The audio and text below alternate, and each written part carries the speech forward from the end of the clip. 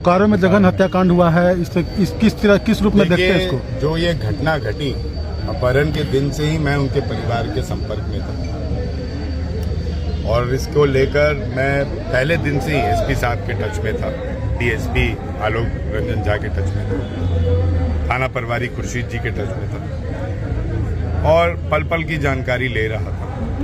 मैंने उनकी पत्नी अमृता जी से भी कई बार बात किया।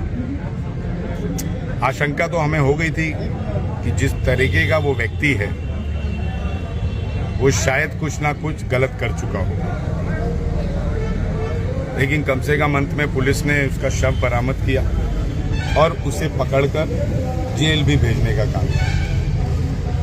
चाहे ये विनोद खोपड़ी हो या अन्य अपराधी, उन्हें इस बात को समझना होगा कि अगर सरकार के खिलाफ में प्रदर्शन हो सकता है, नेता के खिलाफ में प्रदर्शन हो सकता है, तो एक क्रिमिनल के खिलाफ में भी प्रदर्शन हो सकता है। अगर हम दूसरे का कार्यालय घेर सकते हैं, सरकारी बिल्डिंग घेर सकते हैं, तो हम उस क्रिमिनल का घर भी घेर सकते हैं। और ये बोकारो जिला है, यहाँ पर आज तक किसी क्रिमिनल का पर्चे नहीं हुआ। किसी क्रिमिनल को बोकारो जिला ने बर्दाश्त नहीं किया है। कड़ी से कड़ी सजा मिलेगी। आदरणीय मुख्यमंत्री जी के संज्ञान में है, सरकार के संज्ञान में है। उसका जो इल्लीगल कंस्ट्रक्शन, वो इल्लीगल कंस्ट्रक्शन को भी ध्वस्त किया जाएगा। पहला नोटिस सर्व हो चुका है, 2 नोटिस सर्व होना बाकी है। और अभी भी मेरी चेतावनी कि शांतिपूर्वक सजा लेकर अपनी बाद बाकी जिंदगी आराम से काटे। अगर इस तरीके का दोबारा किसी को प्रताड़ित करने का कोशिश की तो विनोद खोपड़ी हो या चाहे और क्रिमिनल, अब बोकारो की जनता भारी से भारी संख्या में 50,000, 25,000, 30,000 की संख्या में उन लोग के परिवार वालों को अब घेरना शुरू करेंगे। तभी जाके ये क्रिमिनल मानेंगे। किस तरीके से उसके साथ किया गया, शर्मनाक। उसका एक छोटा सा बच्चा है, आप देखें उसको कौन देखेगा। और हम नाम लेने से डर रहे हैं, हम पूछने से डर रहे हैं, और उनके साथ कुछ कुछ नेता उसे बचाने में लगे हुए हैं। और ये सभी को मालूम है कौन कौन लगे हुए हैं। लेकिन ये बोकारो की धरती है, क्रिमिनल एक्टिविटी अब बर्दाश्त नहीं करेगी। कौन नेता है जो बचाने की?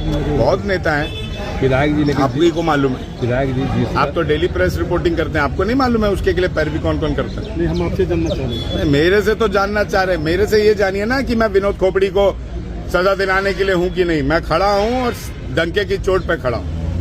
आप बाद बाकी किसी और नेता से ये बयान दिला के दिखाइए कि उसका घर घेरेंगे। विधायक जी, लेकिन जिस प्रकार से प्रशासन ने तो अच्छी कार्रवाई, लेकिन जिस प्रकार से उसको पेश किया गया, white colour jacket, white colour, देखिए ये तो उसका जो कपड़ा होगा उसी में ना पेश करेगी। अब वो व्हाइट पहनता ही था तो प्रशासन उसको काला तो नहीं पहना देगी। लेकिन जो नए कपड़े नया जैकेट, क्रीच वाला मालिक पकड़ के लाए, तो मानते हैं कि प्रशासन भी इसको एक अलग तरह से पेश कर दी।